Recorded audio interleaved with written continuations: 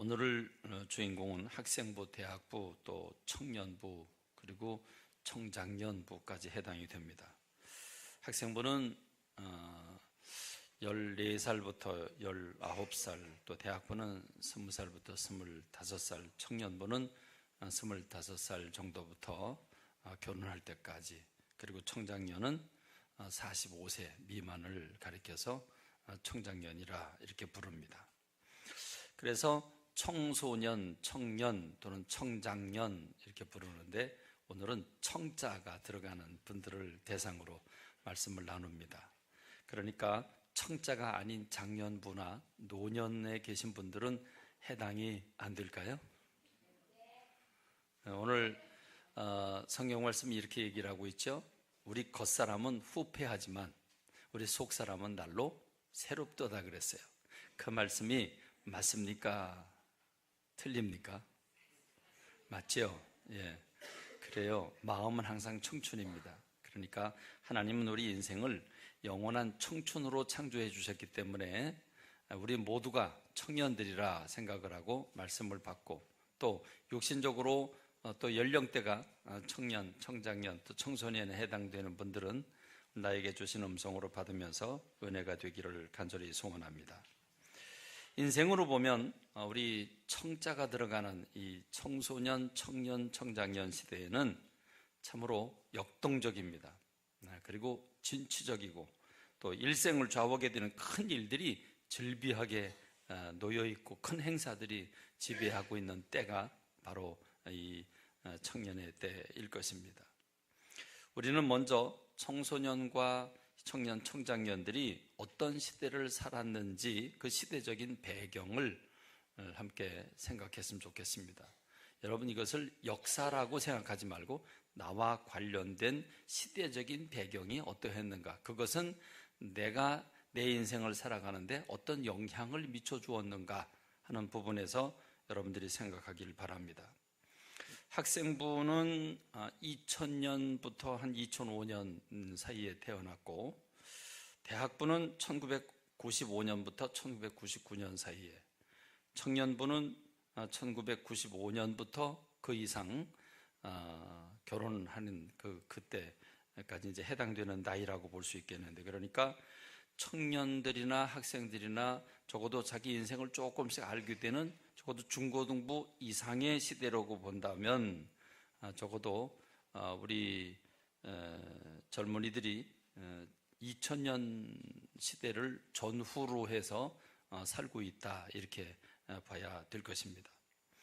우리 학생들로부터 청년들, 청장년들이 태어날 때에는 대한민국에 어떤 일이 일어났고, 내가 어린 시절, 우리 청년들이 어린 시절에는 우리 나라가 어떤 상황에 처해 있었는가를 아는 것은 대단히 중요합니다. 여러분들 생각에 왜 나이가 든 노년과 또 부모 세대와 우리와는 대화가 안 통할까? 왜 자꾸 부모는 옛날 얘기를 자주 할까? 그 이유가 있습니다. 오늘 이 말씀을 통해서 함께 오늘 저와 여러분들이 우리의 본질, 자아를 제대로 발견하고 하나님 앞에 바로 서는 저와 여러분이 되기를 바랍니다. 1910년에, 지금부터 약 한 110년 전이죠. 1910년에 한일 합방이라고 하는, 일본이 한국을 침략해서 한국을 식민 통치하기 시작을 하는 치욕적인 역사가 시작이 됩니다. 그로부터 36년 동안 대한민국은 일본의 압제를 받습니다. 한국말을 빼앗기고, 일본말로 이름을 바꾸고, 농사를 지으면 빼앗기고, 또 전쟁에 끌려나가고, 또 처녀들은 일본 군인들의 육신적인 욕구를 해결해주는 위안부로 끌려가야 했던 비참한 시대가 36년간 이어집니다. 그리고 1945년에 일본이 세계 제2차 대전을 일으킨 독일이나 이런 일본과 같은 나라가 패망을 합니다. 그래서 한국은 해방을 받습니다만은 전 분야에 걸쳐서 혼란의 시기라고 할 수 있습니다. 바로 이때 일본이 지배하고 있던 나라에 유엔군들이 들어와서 일본이 지배하고 있던, 패망국이 지배하고 있던 나라를 다스리게 되고 통치하게 되는데, 북쪽은 소련이 들어와서 북쪽을 공산주의, 사회주의 나라로 바꾸려고 노력을 했고, 남쪽은 유엔군과 미군이 들어와서 자유민주주의 국가를 이루려고 애를 썼습니다. 그러다가 1948년에 북은 북대로 남은 남대로 남은 남쪽에 대한민국을 정부를 수립을 했고, 북쪽은 그 공산국가를 수립하게 됩니다. 그리고 1950년도에는 김일성이 적화 통일을 하고자 하는 야욕을 가지고 6.25 전쟁을 일으키게 됩니다. 이 6.25 전쟁은 사실은 세계대전의 그 결과로 소련과 미국이 들어와서 대한민국을 반으로 갈라놓게 되는 그 결정적인 계기를 제공하는 게 6.25 전쟁이었고, 6.25 전쟁은 전 세계가 사회주의와 민주주의, 이 자유민주주의 두 진영으로 나누어서 싸우고 있을 때에 대한민국에서 북쪽과 남쪽이 이 사상에 거기에 함몰돼서 세계적인 대리 전쟁을 치른 것이 6.25 전쟁이라고 할 수 있습니다. 분단된 결국 그 전쟁은 분단으로 끝나게 되고 휴전이라고 하는 상태로 유지되다가 오늘 금년에 역사적인 정상회담이 열렸지만 아직은 북한을 믿을 수 없기 때문에 두고 봐야 되는 그런 상황을 우리가 맞고 있습니다. 경제적으로는 어떨까요? 경제적으로는 일본 식민 통치가 시작되는 1910년에 우리나라의 GDP, 국민 소득이 11불입니다. 11불. 우리나라가 11불이었습니다. 1945년 해방을 받을 때 우리나라는 2,300불을 소득을 올리게 됩니다. 그러나 6.25 전쟁이 일어나면서 전쟁 끝난 1954년에는 66불로 다시 떨어지게 됩니다. 그래서 2,300달러에서 66불로 가게 되는데, 이건 아주 전 세계적으로 이디오피아인가 그 하나 빼놓고 전 세계에서 꼴찌에 두 번째로 가난한 나라가 되는 게 대한민국입니다. 그리고 1970년도에 1,100달러, 1980년대에는 5,500달러, 그리고 1983년에는 1만 달러가 넘어갑니다. 그리고 1995년은 2만 불을 넘기고 지금 우리나라는 3만 3천 불을 좀 넘어가고 있습니다. 그런데 1995년에 2만 불을 넘겨서 신나게 가다가 그만 1997년에 IMF라고 하는 국가 부도가 일어나게 되죠. 그래서 이 경제의 위기로 1998년에는 2만 불을 넘다가 7,355불로 떨어지게 됩니다. 그러나 2003년도 약 5년 만에 전 세계적으로 유일하게 가장 짧은 빠른 시간 안에 국가 부도를 다 면하고 금가락지 다까지 다 빼서 팔면서 금을 보유하게 됨에 따라서 2만 2천 달러로 올라가 2만 불을 넘는 시대로 올라가게 됩니다. 지금은 3만 불이 넘는데, 참고로 세계 1위 제일 잘 사는 나라는 룩셈부르크라고 하는 나라로 개인 소득이 12만 불입니다. 우리나라보다 4배 더 잘 살죠. 스위스는 8만 6천 불, 미국은 6만 2천 불, 독일은 5만 불, 일본은 4만 불, 대한민국이 3만 3천 불이니까 많이 올라왔고 전 세계적으로는 29위를 가지고 있습니다. 경제 분량으로는 조그만 나라이지만 세계 10위권 안에 들어가는 나라가 대한민국입니다. 러시아는 65위로 11,000불, 중국은 73위로 10,000불, 태국이 6,900불, 인도네시아가 4,000불, 필리핀이 3,000불, 인도가 2,100불, 그리고 꼴찌인 남수단 공화국은 246불 밖에 되지 않습니다. 자, 이런 걸 우리가 생각해 본다고 한다면 우리나라가 1910년 이후로 일본 통치를 받았고, 그리고 전쟁 후에 모든 걸 다 잃어버리고 세계적으로 최하위의 가난한 나라가 되지만 우리 민족성은 끈기 있게 이걸 디디고 일어나서 그래서 10,000불, 20,000불, 30,000불 시대를 가지게 됐습니다. 10,000불 시대가 넘어가면 그 나라가 이제 부국을 향해서 달려가고, 20,000불이 넘어가면 선진국을 이제 엿보게 되고, 30,000불 넘어가면 선진국이라고 하는 얘기를 듣게 되는 게 세계적인 추세입니다. 생각해 보면 6.25 전쟁으로 곤두박질을 쳐서 1954년에 66불로 내려갔다고 하는 것, 참 가슴 아픈 일이 아닐 수가 없습니다. 전쟁은 참 치명적인 치명타를 우리 한국에 안겨다 줬죠. 모든 걸 폐허로 만들었습니다. 제대로 된 건물이 남아있질 않았습니다. 제가 1955년에 태어났는데 전쟁이 끝난 후 다음 해에 제가 태어났죠. 저희 어머니는 잡술 게 없어서 양조장에서 만들고 버리는 술찌개기, 그 술찌개기를 잡수면서 연명을 하셨다는 이야기를 들었습니다. 이때는 미국의 원조로 아주 큰 옷들을 얻어다가 입었고, 그걸 몇 번씩 접어서 입었고, 우유와 밀가루를 얻어서 그것으로 밀가루에 풀칠을 하는 그런 시대를 살았습니다. 1970년도에는 1,100달러였는데 제가 중고등부 시절입니다. 이때는 하루 세 끼 다 못 먹었죠. 하루 두 끼, 그것도 국수로 연명을 했어야 했던 시대가 70년대입니다. 80년대 들어서면서 5,000불 넘어가게 되고 83년도엔 11,000불이 넘어가게 되는데 제 아들, 딸들이 태어나는 바로 그때가 10,000불 넘었을 때입니다.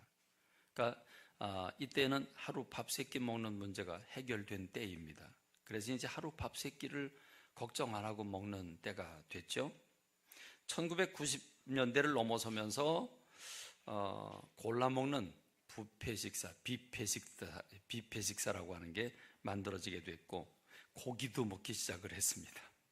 고기는 설 때나 추석 때 그저 소가 목욕하고 지나간 거, 그런 국을 먹었는데 이제는 고기를 구워 먹는 문화가 생기게 된 겁니다. 이때부터 여행 문화가 생기기 시작을 했습니다. 그래서 우리 아이들 데리고 봉고차 몰고 설악산도 갔다 오고 이렇게 물놀이도 갔다 온 그런 경험이 있었습니다. 1995년에는 2만 불이 넘는 경제성장을 이루게 되게 되는데, 이때는 여가 문화가 이제 막 흥하기 시작을 하고 캠핑, 스포츠 문화가 활성화됩니다. 집집마다 마이카라고 하는 자기 자동차를 갖는 환상적인, 상상하지 못했던 꿈이 이루어지는 시대가 됩니다. 그러니까 지금의 대학부, 청년부, 그리고 청장년 이 교우들이 태어나서 자라날 때, 그들은 우리나라가 이제 경제적으로 일어나서 한창 흥하게 될 때, 그때 우리 자녀 세대가 태어났고, 그리고 그 가장 부유함을 느끼게 되는 그런 때 우리 아이들이 커서 그 맛을 보게 되는 그런 자녀 세대가 바로 그런 세대입니다. 저희 청년 시절에는 국수 먹고 떡볶이 200원어치로 저녁을 때웠습니다. 신학교 시절입니다. 근데 지금 청년들은 통닭, 피자, 치즈 뭐 이런 것들은 아주 기본으로 하고 있는 그런 시대를 살고 있는 것이 지금의 청년들인데, 제 청년 시절하고 우리 지금 청년들하고는 아예 삶의 질이 틀리다고 볼 수 있죠. 다르다고 볼 수 있죠. 더욱 중요한 것은 경제가 어떻게 발전했고 내가 자랄 때 경제가 얼마만큼의 경제를 가지고 있었느냐가 그 삶을 지배해주고 영향을 주는데 절대적이지만, 더 중요한 건 정치적인 상황입니다. 대한민국은 1910년에 일본 통치를 받습니다. 36년간 지배를 받는데, 이때 일본에 아부하고 일본 사람과 하나가 되기를 노력했던 그런 많은 사람들이 정치계에 들어가서 대한민국을 좌지우지하는 이런 일들이 또 일어나게 되죠. 그래서 일본의 영향을 받은 사람들, 그런가 하면 45년에 세계 2차 대전이 끝나면서 일본 패망과 더불어 북한의 소련이 남쪽에 미국이 들어오면서 사회주의와 공산주의 사상과 그리고 이 자유민주주의 사상이 충돌되게 되는 이런 일이 이제 전쟁을 통해서 극렬하게 나타나게 되는데, 문제는 38선은 거저 있지만 남쪽으로 대거 내려온 사회주의를 지향하던 사람들이 지리산에 숨고 제주도에 숨고, 그래서 그 사람들을 자유민주주의 진영에서 그들을 다스리는 그런 일들이 제주 4.3 사건을 비롯해 가지고 여수, 순천 등등 많은 도시에 대반란 사건이 일어나게 되고, 그들을 제압하는 일들이 일어남으로써 충돌이 많았죠. 그리고 지금 다 숨어 들어갔지만 그 이후로 이 사회주의 사상을 가진 사람들이 지금은 대거 일어나서 그 지나간 70년 동안에 서서히 그들이 조직을 갖추게 되고 지금은 현 정부를 비롯해서 사회주의를 지향하는 사람들이 지금 대한민국 정부를 이끌어가고 있는 것이 오늘 우리의 상황입니다. 지금 김정은과의 정상회담이 마치 막 평화를 가져다 주고 이제 막 통일이 된 것처럼 생각하게 하는 좌측 사람들의 생각이 있는가 하면 정반대로 그것은 정치쇼에 불과하고 매우 불안하고 북한은 믿을 수 없는, 그래서 지금 나라가 망해가고 있다고 생각하는 사람들이 또 한편에 있습니다.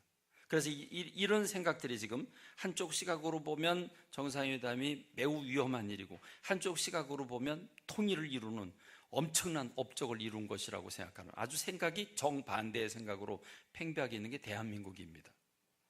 세계 역사상 이렇게 한 나라의 생각이 팽팽하게 다른 나라는 아마 지구상에 없을 것입니다. 불행한 일입니다. 아무튼 우리 대학부, 학생부, 청년부, 청장년부는 경제적으로 고조선이 만들어진 대한민국이 탄생한 이후에 가장 경제적인 부를 누리고 천국을 맛보고 있고 여가 문화를 아주 팽팽하게 맛보고 있는 때가 지금 우리가 사는 시대이고 지금 청년들 대학부가 살고 있는 시대가 이 대한민국이 세워진 이후에 대한민국이라고 말할 수 없는 게 대한민국 이전에 조선이고 그 다음에 고려고 뭐 이렇게 삼국시대고 고조선시대이기 때문에 지나간 5,000년 동안 역사 가운데 이렇게 경제적인 부와 이 향락을 누리는 시기가 전혀 없었다는 사실을 우리가 생각해 보면 꿈만 같습니다. 우리 대한민국이 언제나 그렇게 잘 살지 않았습니다. 불과 40년 전, 제가 한 4살 될 때, 그때는 대한민국이 4,300불을 이룰 때이고 50년 전 제가 한 15살쯤 됐을 때에는 780불이었습니다. 780불. 제가 14살 중학교 1학년 때에는 그때는 동네 주변이 다 흙길이었고 아무데나 대변을 보는 때였습니다. 그럼 강아지가 와서 그 대변 본 거를 아주 맛있게 먹던, 아주 김이 모락모락 나는 대변을 우리는 그런 걸 늘 보고 자라났습니다. 그리고 여기저기 그 언덕 주변에는 돼지 감자가 널려져 있었고 돼지 감자를 캐면 그날은 또 아주 기분 좋은 날이죠. 그래서 그거 막 캐먹고 그러던 시절이 있고, 남의 밭, 참외, 수박밭에 가서 서리를 하는데, 서리가 뭔 줄 아냐 너희들? 서리, 눈이 오고 이렇게 이슬이 오는 서리가 아니라 수박밭에 가서 참외밭에 가서 훔쳐먹는 거죠. 밤에 훔쳐먹는 거예요. 그러면 그 시기에는 참외밭에, 수박밭에 어김없이 원두막이 있었습니다. 그리고 주인이 자면서 지키고 있죠. 그러나 24시간 눈 뜨고 있을 수는 없기 때문에 이 설이라고 하는 문화가 있었습니다. 초등학교 시절에는 거지들이 그 페인트통, 깡통이죠. 깡통을 들고 집집마다 밥 달라고 다니면 밥을 넣어주는데, 제가 밥을 넣어주면서 이렇게 보니까 그 안에는 김치, 콩나물 이런 것들이 그 밑에 있고 그 위에 또 밥 얹었고 그 다음 집에 가면 또 반찬 주고, 그래서 거지들은 어쩔 수 없이 비빔밥을 먹어야 했던 그런 시대입니다. 실제 깡통 들고 다녔습니다. 웃을 일이 아니죠. 실제로 깡통 들고, 그리고 깡통 들고 다니는 거지나 우리나 큰 차이 없습니다. 때거리가 없어서 아침 먹고 나면 점심을 먹을 게 없어서 걱정했던 시대이니까 그랬습니다. 그러면 여러분, 이러한 정치적이고 경제적인 상황은 저와 여러분이 인생을 살아가는데 어떤 영향을 주었을까요? 인생관에 지대한 영향을 미쳐줍니다. 제가 학생 시절에는 인생을 고민했어야 했습니다. 왜냐하면 부모님이 나에게 남겨줄 것은, 물려줄 건 아무것도 없기 때문에 어머니 아버지를 쳐다보면 그러면 하루 밥 3끼 밥 못 먹습니다. 그러니까 부모님을 기대한다는 생각을 할 필요도 없고 해서도 안 되고 해봤자 소용이 없고, 그러니까 고등학교 시절에는 친구들과 밤을 지새우면서 우리가 이 다음에 커서 뭐 해먹고 살아야 되는가를 진지하게 물었던, 그리고 대화를 나눴던 그런 기억들이 머릿속에 생생합니다. 여러분, 지금 중고등부 아이들이 밤을 지새우면서 아이들이 우리가 이 다음에 커서 뭐 해먹고 살아야 되지? 그리고 굶진 말아야 되는데 어떻게 살아야 되지? 여러분, 이런 걸 고민하는 아이들은 세상에 없을 것입니다. 여러분, 그러면 어떤 결과가 되겠습니까? 지금 적어도 50, 60을 넘은 분들은 경제적으로 많은 고생을 해본 분들입니다. 청년 시절까지도 고기를 별로 먹어보지를 못했습니다. 그러니 무슨 생각을 했겠습니까? 배고프고 앞날이 어두우니까 내가 내 삶을 개척해 나가야 합니다. 뭐든지 해야 합니다. 뭐든지 뭐라도 배워야 하고 뭐라도 해야 됩니다. 그래야 내가 먹고 살 수 있기 때문에 개척 정신이라는 게 있고 모험 정신이라는 게 있습니다. 내가 개척하지 않으면 누가 나를 먹여줄 사람이 없기 때문에 내가 스스로 먹는 걸 찾아야 했습니다. 그래서 강인한 마음을 가지게 되고 홀로 서는 마음을 가지게 되는 겁니다. 그러나 지금의 중고등부 대학부의 그런 시대적인 상황은 먹을 것 걱정하지 않았습니다. 그리고 부모 세대가 우리는 고생했지만 너희들은 고생하지 마라. 그래서 아이들에게 고생시키지 않으려고 정말 부모님들이 극진하게 우리 아이들을 돌봤습니다. 그래서 저하고 집사람하고도 많이 다퉜습니다. 와, 아이들을 다 저녁이면 태워다 주고 아침이면 또 태워다 주고 데려오고 그러는가. 잘못된 일이다. 이 버스에 밀려서 또는 걸어서 수십 분을 가더라도 아이들이 힘있게 자라나게 만들어줘야지. 고생하면서 거기서 힘을 얻게 만들어줘야지. 왜 데려다주고 데려오는가? 그러면서 다투기도 했습니다. 그렇습니다. 지금의 우리 아이들 부모님들은 어떻게 하든지 자녀들에게 이 가난을 물려주지 않겠다고 몸부림을 쳤고, 그래서 아이들에게 아무것도 걱정하지 말고 공부만 하라고, 그래서 가장 좋은 옷을 입히고 가장 좋은 것을 먹여주고, 그리고 아이들이 필요한 거라고 하면 빚을 내서라도 다 만들어주는 그런 부모 세대였습니다. 이것이 결정적으로 잘못된 것입니다. 그래서 우리 아이들은 스스로 자기가 뭘 노력해서 할 필요가 아무것도 없습니다. 먹여주죠, 재워주죠. 그리고 뭘 고민할 필요가 없습니다. 그래서 아이들은 내가 이 다음에 커서도 부모가 모든 걸 다 줄 줄로 해줄 줄 알고 밥 해줄 줄 아는 생각을 그냥 기본적으로 가지고 있는 게 우리 아이들 세대입니다. 그렇습니다. 그러므로 스스로 무엇을 해보겠다고 하는 열망이 사라진 겁니다. 인생관이 다르죠. 한마디로 유약한 아이들이 돼서 군대 가서도 자살한 아이들이 참 수없이 줄을 잇는 이런 시대가 돼버리고 말았습니다. 어느 나비학자가 누에고치 안에서 그 애벌레가 이제 나비가 돼서 나방이 나오려고 몸부림을 치는데, 그래서 안타까워서 그 끝을 가위로 잘라줬습니다. 그러니까 아주 쉽게 밖을 나왔죠. 그런데 놀랍게도 얼마 후에 나비로 하늘을 날아가지 못하고 죽고 말더라는 겁니다. 힘들고 어렵게 몸부림치면서 나왔어야 날개도 근육도 튼튼해져서, 그래서 자기 힘으로 하늘을 날아갈 수 있는데 미리 꺼내줬기 때문에 힘 안 들이고 나왔지만 그것 때문에 그 나비의 인생을 살 수가 없었던 겁니다. 그래서 날지 못하고 죽어버리고 말았습니다. 그렇습니다.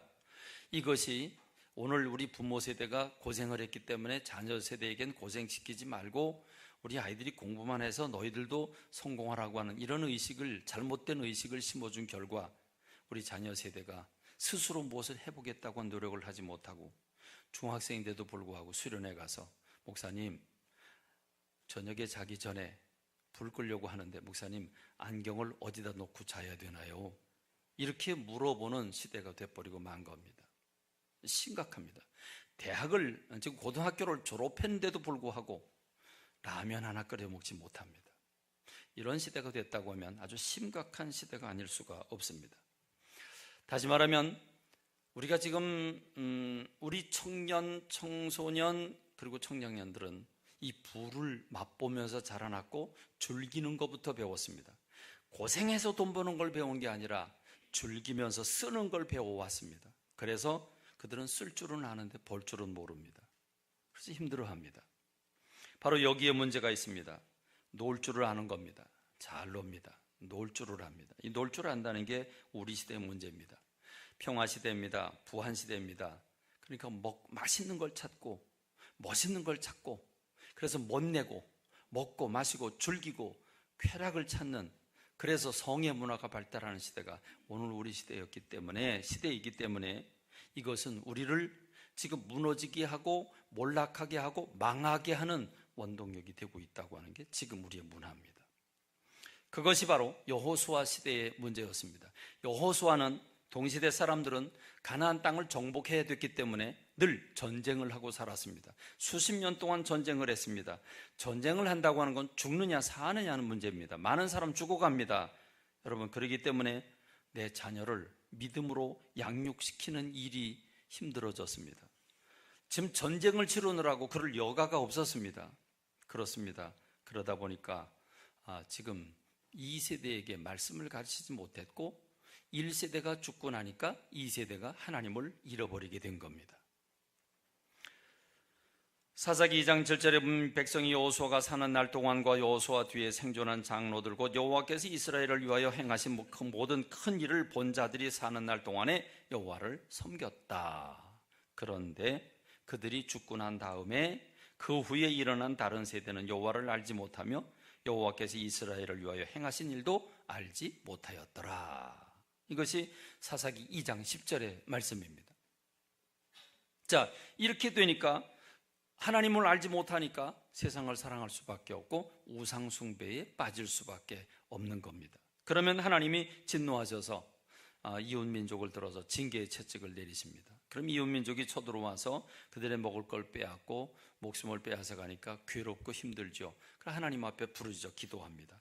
부르짖어 기도하면 하나님이 또 그들에게 사사를 보내줍니다. 구원자를 보내줍니다. 그래서 전쟁에서 구원하고 이기게 하십니다.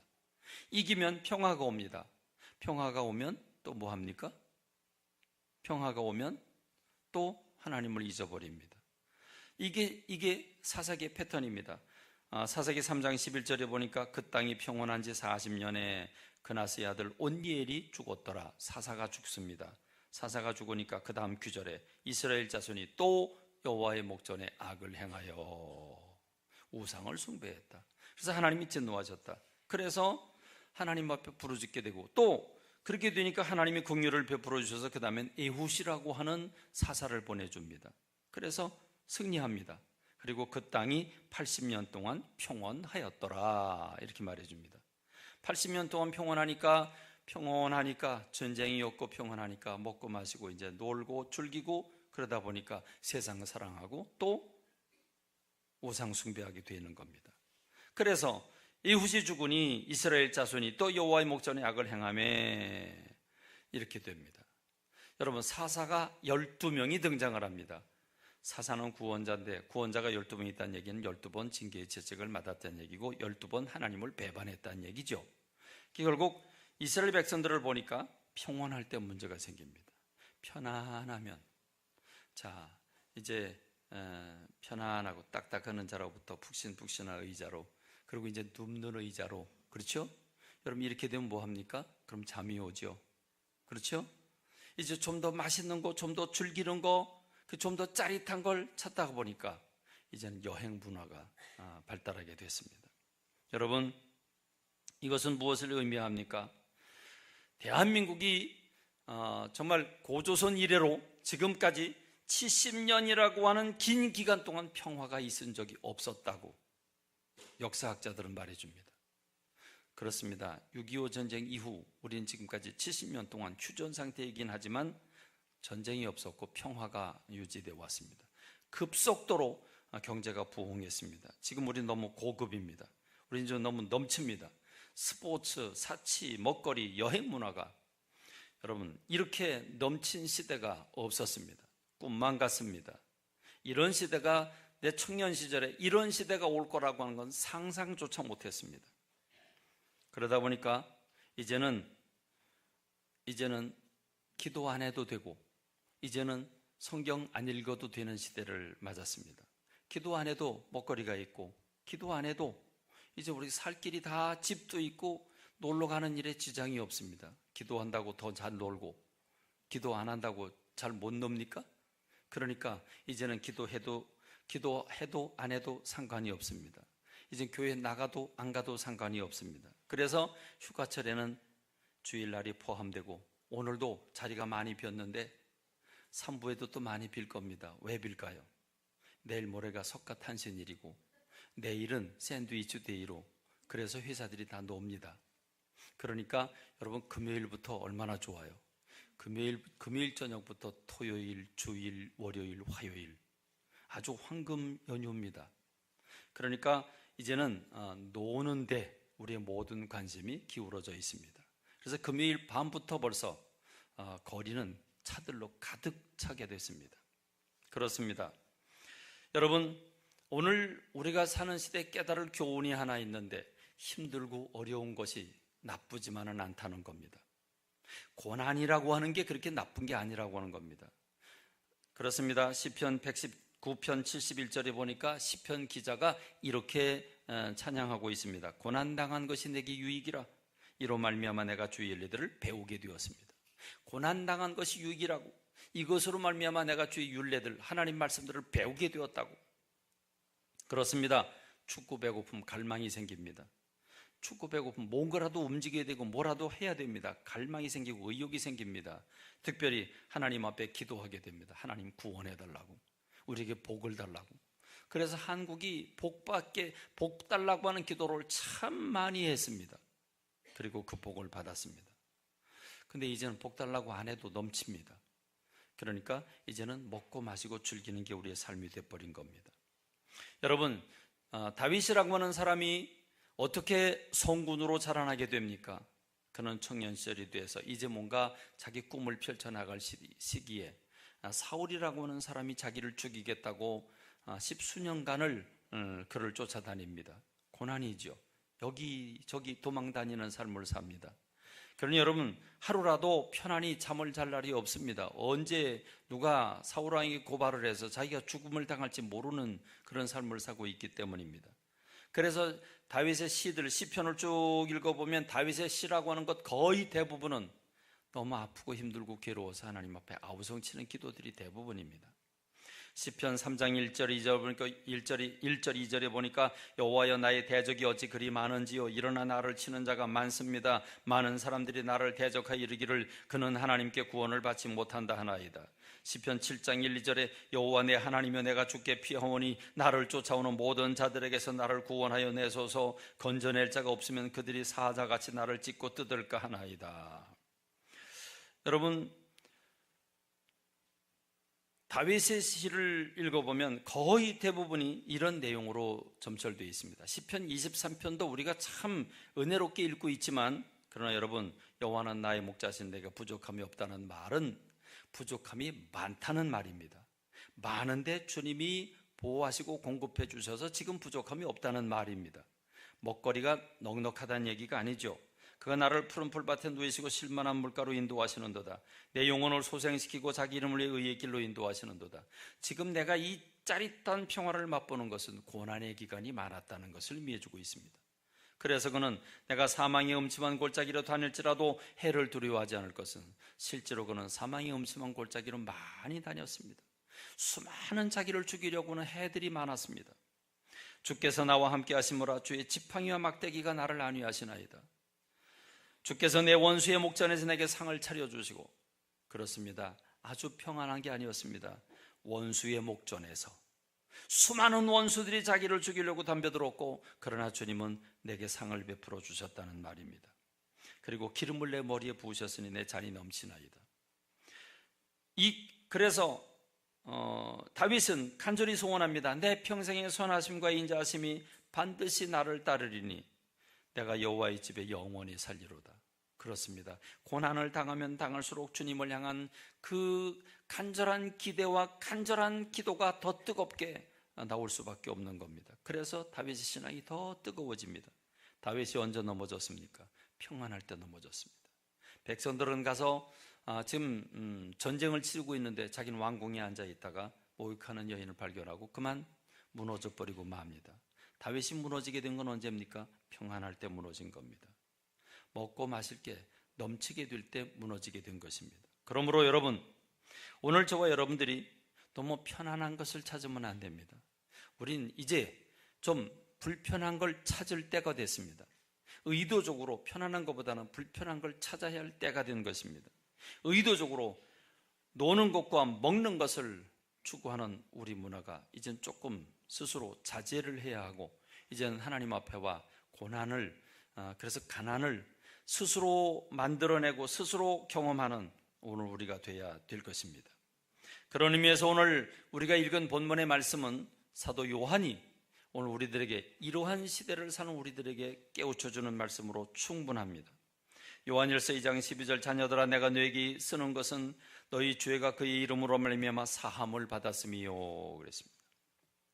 지금 사도 요한은 믿음을 가진 사람들에게 편지를 보내는데, 나이가 많은 사도 요한이 지금 젊은 하나님의 백성들에게 편지를 보내면서, 하나님의 자녀들은 이미 자기가 죄인임을 깨달은 사람들이고 그 죄를 예수 그리스도의 보혈로 씻김 받은 믿음의 사람들이라고 얘기를 하고 있습니다. 그러면서 지금 사도 요한은 구체적으로 아비들에게 또는 아이들에게 그리고 청년들에게 각각 따로따로 구체적으로 필요한 말씀들을 주고 있습니다. 13절에 아비들아 내가 너에게 쓰는 것은 너희가 태초부터 계신 일을 알았으며, 청년들아 내가 너에게 쓰는 것은 너희가 악한 자를 이겼습니다. 악한 자를 이겼다. 마귀와 사단의 세력과 더불어 싸워서 영적 전투에 승리했다는 말입니다. 좀 더 구체적으로 아이들아 내가 너에게 쓴 것은 너희가 아버지를 알았으며, 아비들아 내가 너에게 쓴 것은 너희가 태초부터 계신 일을 알았으며, 청년들아 내가 너에게 쓴 것은 너희가 강하고 그랬습니다. 사도 요한이 바라보는 그 당시에 믿음을 가진 청년들은 영적으로 강했습니다. 영적으로 강하고 담대했고, 하나님의 말씀이 너희 안에 거하시며 하나님의 말씀이 청년들 가슴 속에 있었으며, 그래서 너희가 흉악한 자를 이겼습니다.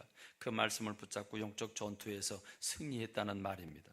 세상을 따라가고 세상 속에 함몰된 게 아니라 오히려 세상과 더불어 싸워서 이겼고, 마귀와 더불어 싸워서 이겼다는 말입니다. 그렇습니다. 우리 믿음의 자녀들은 하나님으로 인정하고 그 하나님의 말씀을 받고 신비에 새겨 마음판에 새길 뿐만 아니라 그 말씀에 의지해서 악한 영과 싸워 전투에서 승리했다는 말입니다. 그러므로 사도 요한은 더욱 강력하게 이렇게 믿음의 자녀들에게 요청하고 있습니다. 이 세상에 있는 것들을 사랑하지 마라. 아버지의 사랑이 그 안에 있지 아니하니, 이는 세상에 있는 모든 것이 육신의 정욕과 안목의 정욕과 이생의 자랑이니, 이것은 하나님께로부터 온 것이 아니고 다 세상으로부터 온 것인데, 세상도 지나가고 정욕도 지나가지만 하나님의 뜻을 행하는 사람들은 영원히 거하느니라. 할렐루야. 그러므로 청소년 여러분, 우리 청년 여러분, 청장년 여러분, 육신은 좀 나이 들어가고 있지만 마음은 젊은 모든 장년교우 여러분, 사도 요한을 통해 말씀하신 하나님의 말씀을 깊이 되새기시기를 바랍니다. 육신의 정욕과 안목의 정욕과 이생의 자랑, 여기에 넘어진 사람이 누굽니까? 아담과 하와입니다. 구약 이스라엘 백성들입니다. 신약 시대를 살아가고 있는 오늘 저와 여러분들은 이 전투에서 이겨야 되는 줄로 믿습니다. 그런데 언제 넘어집니까? 잘 살 때 넘어집니다. 평안할 때 넘어집니다. 오늘 우리가 잘 살고 평안합니다. 이럴 때 우리가 정신을 차리고 스스로 고난과 개척 정신과 스스로 모험 정신을 가지고 우리가 전투적으로 살아갈 필요가 있는 줄로 믿습니다. 이제 한 가지 더 우리 청소년, 청년, 청장년 여러분들에게 말씀드립니다. 여러분이 가진 생각과 여러분이 가진 사상들을 말씀의 거울에 비춰보시기를 바랍니다. 오늘 아침에도 거울 보고 오셨죠? 다 거울 보고 오셨죠?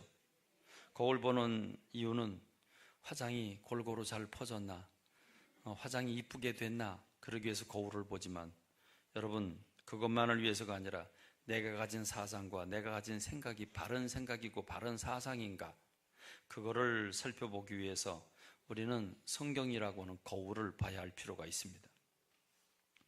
대한민국의 역사를 여러분들에게 소개해드렸습니다. 1910년에 한일 합방으로 말미암아 일본의 영향을 받으면서 권력에 아부하고 그 영향권에 영향권에 들어간 사람들이 끼쳐주는 영향이 있습니다. 그리고 사회주의와 이 자유민주주의 이 두 사상이 팽팽하게 대한민국에 지금도 남아 있습니다. 여러분, 지금 오늘 우리의 문제는 전 세계에서 유일하게 자유민주주의와 사회주의, 공산주의가 팽팽하게 전투를 벌이고 있는 현장이 대한민국입니다. 그런데 지나간 70년 동안 사회주의를 가진 사람들은 사회주의를 절대로 버리지 않았습니다. 그래서 이승만 대통령을 통해서 믿음의 사람이 반공 사상을 주장하면서 대한민국을 세웠지만 대한민국 정부 수립을 아예 거부하고 나라를 새로 세우려고 하는 움직임이 오늘 우리 시대에 일어나고 있는데 사회주의 국가를 세우려고 하는 움직임이 있다고 하는 것입니다. 그래서 헌법에서 아예 자유라고 하는 말을 빼버리겠다고 하는 것은 대단히 위험한 일이 아닐 수가 없습니다. 그들은 지나간 70년 동안 우리 자녀들에게 사회주의 사상을 많이 가르쳐 줬습니다. 그래서 우리 아이들은, 우리 청년들과 청장년들은 나도 알지 못하는 사이에 자유민주주의와 사회주의를 혼란스러워하고 있습니다. 어느 게 옳은지 그른지를 모르고 있습니다. 자유민주주의를 주장하는 보수든 또는 사회주의를 지향하는 진보든 관계없이 우리는 나이 든 사람들은 내가 가진 사상이 과연 성경적인가를 성경에 비추고 성경이라고 하는 거울에 비춰봐야 합니다. 젊은이들은 여러분이 가지고 있는 생각은 어디서부터 왔고 누가 나를 가르쳐 주었는지를 생각하면서 내가 가진 사상과 생각이 과연 옳은 것인지 성경에 비춰봐야 합니다. 저는 오늘 정치적인 설교를 하고 있는 것이 아닙니다. 여러분 오해하지 마십시오. 이건 정치적인 설교가 아니라 나이 든 사람이나 젊은 사람이라 내가 오늘 왜 이런 행동을 하고 이런 생각을 하게 되었고 이런 생각을 가지게 되었는지를 여러분을 되돌아보라는 말입니다. 고린도후서 13장 5절에 너희는 믿음 안에 있는가 너희 자신을 시험하고 너희 자신을 확증하라고 했습니다. 너희 자신을 시험하고 너희 자신을 확증하라고 했습니다. 고린도전서 3장 18절 아무도 자신을 속이지 마라. 너희 중에 누구든지 이 세상에서 지혜인 줄로 생각하거든 어리석은 자가 되라. 그리하여 지혜로운 자가 될 것이라고 말씀하십니다. 디모데후서 2장 15절에 너는 진리의 말씀을 옳게 분별하며 너 부끄러울 것이 없는 일꾼으로 인정된 자로 자신을 하나님 앞에 드리기를 힘쓰라고 했습니다. 우리 젊은이들이나 우리 나이가 드신 분들이나 다 내 것만 옳다고 주장할 게 아니라 과연 내가 가진 생각이 성경적인가를 살펴보아야 합니다. 자, 자유민주주의는 자본주의, 물질을 자유로 각각 자유로 자기가 선택을 해서 돈을 벌고 자기가 쓸 수 있는 자유가 주어진 게 자유민주주의고 자본주의입니다. 그럼 자본주의는 옳은 것입니까? 아닙니다. 지금처럼 빈익빈 부익부로 가서 너무 잘 사는 사람, 너무 못 사는 사람 이렇게 생긴 것은 잘못 믿고 있는 겁니다. 성경은 뭘 말해줍니까? 하나님 주신 부를 어떻게 하라고 했습니까? 이웃을 네 몸과 같이 사랑하라고 했습니다. 하나님이 자기에게 주어진 자유로 마음껏 벌었으면 이제 본 걸 가지고 어떻게 됩니까? 말씀대로 나누어야 합니다. 세금을 강제로 바치라고 해서 세금을 내는 제도가 아니라 우리 믿는 사람들은 스스로 가난한 사람과 어려운 사람과 힘든 사람들을 위해서 내놓아야 합니다. 이것이 성경적인 겁니다. 그러므로 빈익빈 부익부가 극할 대로 이렇게 크게 왔다고 하는 것은 우리가 기독교 국가가 아니라 잘못된 삶을 사는 것을 의미합니다. 사회주의는 아예 잘못됐습니다. 그들은 아예 모든 것을 국가가 소유하고 국가가 통제하면서 모두 똑같이 가지고 똑같이 나누자고 하는 포퓰리즘을 선택하고 있는데 이것은 잘못된 사상입니다. 하나님이 인간에게 자유를 주셨습니다. 사회주의나 공산주의 자체는 잘못된 이론이라고 하는 걸 우리가 알아야 합니다. 그러므로 자본주의와 자유민주주의도 문제가 있고 사회주의도 문제가 있는데 오늘 우리는 내가 가진 생각이 과연 성경적으로 옳은가 그런가를 살펴보아야 된다는 말입니다. 그래서 저는 우리 젊은이들에게 호소합니다. 젊은이들이여, 여러분들은 참 좋은 시대를 살고 있습니다. 여러분들은 어려운 것보다 미래가 창창합니다. 여러분 힘을 내십시오. 우리 젊은이들, 중고등부, 청장년, 여러분은 가진 게 너무 많아요. 여러분 가진 게 너무 많아요. 비록 경제적으로 사상적으로 체제를 이미 다 시스템을 갖춰놓은 시기이기 때문에 여러분들이 갈 자리가 별로 없고 가야 할 곳도 너무 좁고 그리고 지금 가는 길이 너무 힘들고 어렵지만 그러나 여러분 가진 게 많아요. 여러분은 첫째로 많은 시간을 가지고 있어요. 저는 벌써 64년을 살았습니다.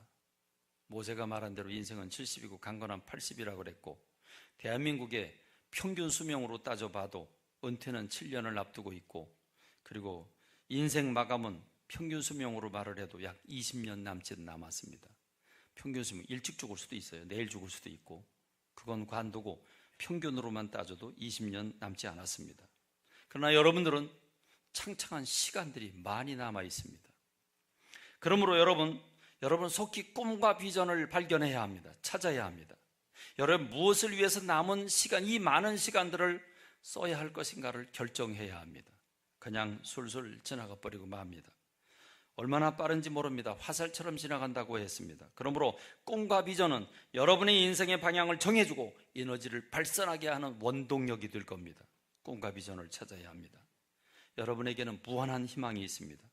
무엇이든지 지금 마음먹기에 달려 있습니다. 어디든지 갈 수 있고 무엇이든지 여러분 할 수 있는 가능성이 있습니다. 그걸 놓쳐서는 안 됩니다. 그러나 하나님 앞에서 해야 합니다. 그래야 성공합니다.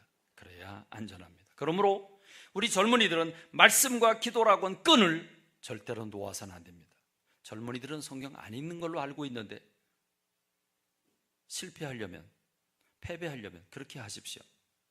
그러나 여러분 성공하기를 원한다면 말씀과 기도의 끈을 꼭 붙잡으시기를 바랍니다. 청소년과 청년, 청장년은 건강이라고 하는 자산을 가지고 있습니다.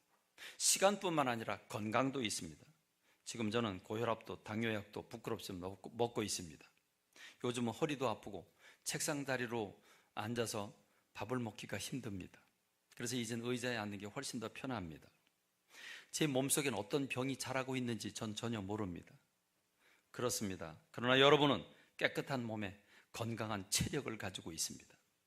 돌멩이를 씹어도 소화시킬 수 있는 능력이 있고 며칠 밤을 새워도 끄떡없는 체력과 열정들을 가지고 있는 게 여러분들입니다.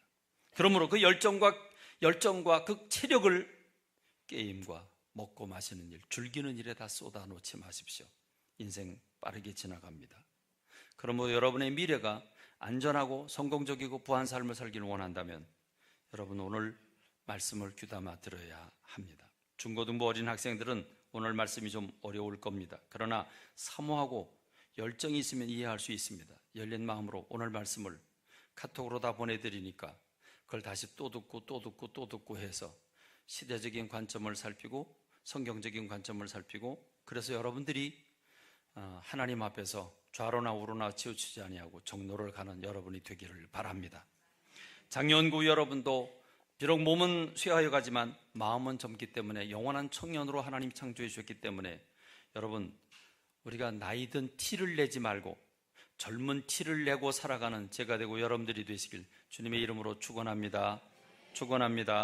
기도하겠습니다.